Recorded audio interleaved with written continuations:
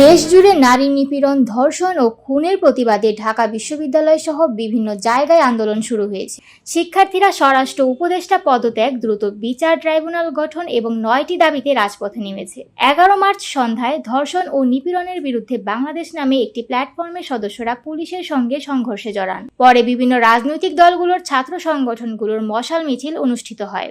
তারা স্বরাষ্ট্র উপদেষ্টার পদত্যাগ দাবি করে এবং 15 মার্চ শাহবাগে গণমিছিলের ঘোষণা দেন। এই পরিস্থিতিতে গণজাগরণ মঞ্চ 2 গঠন নিয়ে শঙ্কা প্রকাশ করেছেন জাতীয় নাগরিক পার্টির নেতা হাসনাত আব্দুল্লাহ। তিনি তার ফেসবুক স্ট্যাটাসে 2013 সালের গণজাগরণ মঞ্চের পুনরাবৃত্তি থেকে সতর্ক থাকার আহ্বান জানান এবং বলেন 2025-এ এসে 2013 ফেরানোর চেষ্টা করবেন না, সাবধান।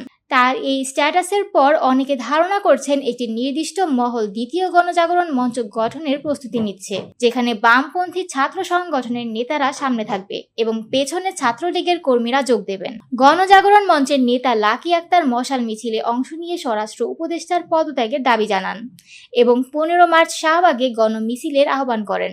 এরপর দিন 12 মার্চ ঢাকা বিশ্ববিদ্যালয়ের শিক্ষার্থীরা তার গ্রেপ্তারের দাবিতে বিক্ষোভ মিছিল করে।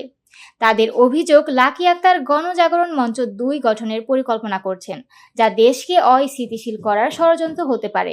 এই পরিস্থিতি নিয়ে রাজনৈতিক উত্তাপ বাড়ছে এবং শাহবাগে গণজাগরণ মঞ্চ 2 গঠনের সংখ্যা অনেকের মধ্যে তীব্র হয়েছে। আন্দোলনকারীদের বিরুদ্ধে সরকারের অবস্থানও ক্রমশ স্পষ্ট হচ্ছে।